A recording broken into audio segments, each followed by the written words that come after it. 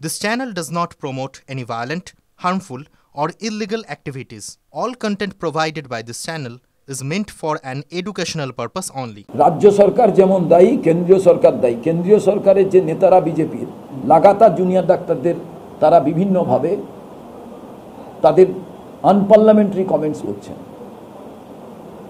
হচ্ছেটা কি? দুটো রাজনৈতিক দল, একজন কেন্দ্রে একজন রাজ্যে, এর আছে পুলিশ, তার আছে সেন্ট্রাল এজেন্সি, দুজনেই ইনভেস্টিগেশন করছে। What is going on in the state? Answerable K? Answerable তো কেন্দ্র সরকার, অ্যান্সারেবল তো রাজ্য সরকার। রাজ্যের হোম মিনিস্টার, কেন্দ্রের হোম মিনিস্টার। সিবিআই কার আন্ডারে? কেন্দ্রীয় সরকারের আন্ডারে। নিশ্চয়ই সময় লাগে। তার মানে এবার তো বাইরের কোনো শত্রু এসে যদি কিছু ক্ষতি করে যায়, আমাদের তো সিবিআই, ইডি এরা কেউ কিছু বার করতে পারবে না। তার মানে টোটাল এটা এরা কি নিজেরা একত্রিতভাবে নাটক করে, নিজেদের মধ্যে আন্ডারস্ট্যান্ডিং করে এই ব্যাপারটা করছে? বাংলার মানুষকে এটা নিয়ে ভাবতে হবে।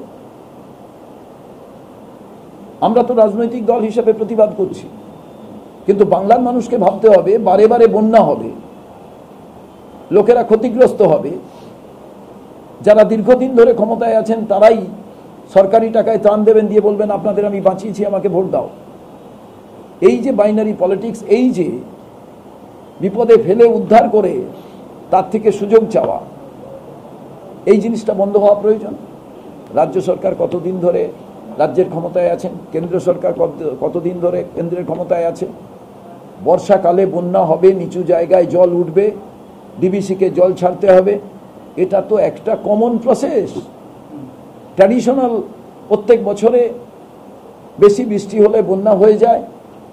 আমাদের বিভিন্ন মাস্টার প্ল্যানের মধ্যে দিয়ে বন্যা প্রতিরোধ করতে হবে, এটাই বড় কথা। এবং এই কাজটা করতে গেলে আমাদের সেচ দপ্তরের মধ্যে দিয়ে বাঁধ নির্মাণ করতে হবে। যখনই বর্ষা শুরু হয় তখন বাঁধ নির্মাণ শুরু হয়, তার কারণ যাতে কোনো অ্যাসেস না করতে পারে কত টাকা খরচ হচ্ছে, কত টাকা খরচ হচ্ছে না। কেন গ্রীষ্মকালে এইটা ভাবা হবে না? কেন শীতকালে ভাবা হবে না?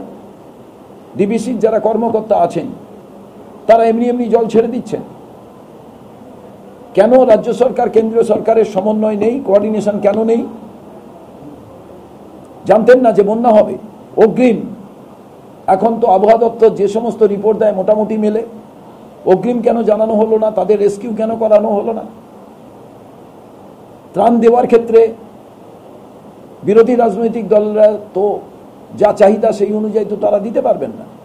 আমরা তো দেওয়ার ব্যবস্থা করেছি। আমি নিজে গেছিলাম হাওড়ায়, প্লাস আমাদের দলের পক্ষ থেকে হুগলিতে যাওয়া হয়েছে। বিভিন্ন জায়গায় মানুষেরা ত্রাণ দিচ্ছেন, যার যতটুকু হচ্ছে।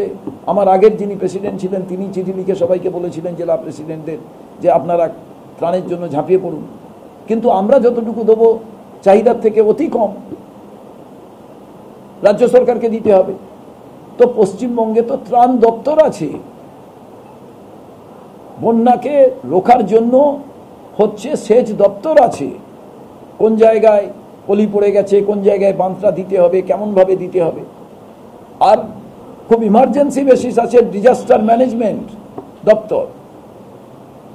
তো হচ্ছেটা কি? আপনি ভাবুন, আরজিকরের ব্যাপারে প্রধানমন্ত্রীর একটা ওয়ার পেয়েছেন, শুধু একবার বলার পর টুইট পেয়েছেন। বাছুরের সঙ্গে থাকলে টুইট করেন, আর আমার বাড়ির মেয়ে মারা যাওয়ার পর টুইট হয় না। হোম মিনিস্টারের টুইট পেয়েছেন, তার দলের লোকেরা জুনিয়র ডাক্তার নিয়ে ক্রিটিসাইজ করছেন। Healthy atmosphere? আমি জিজ্ঞেস করছি, তারা ন্যায় করেছেন কি অন্যায় করেছেন? তাদের কলিগ মারা যাবে, তাদের বোন দিদি মারা যাবে, তারা চেল্লালে অন্যায় করছেন। সব ডাক্তার জুনিয়র ডাক্তারদের দোষ। আজকে যে জুনিয়র ডাক্তার, কালই তো সে হবে সিনিয়র ডাক্তার। এই টোটাল বিষয়টাকে লেট করতে করতে আর এই সব আজে বাজে কথা বলতে বলতে পশ্চিম বাংলার টোটাল বিষয়টাকে নষ্ট করে দিতে চাইছে।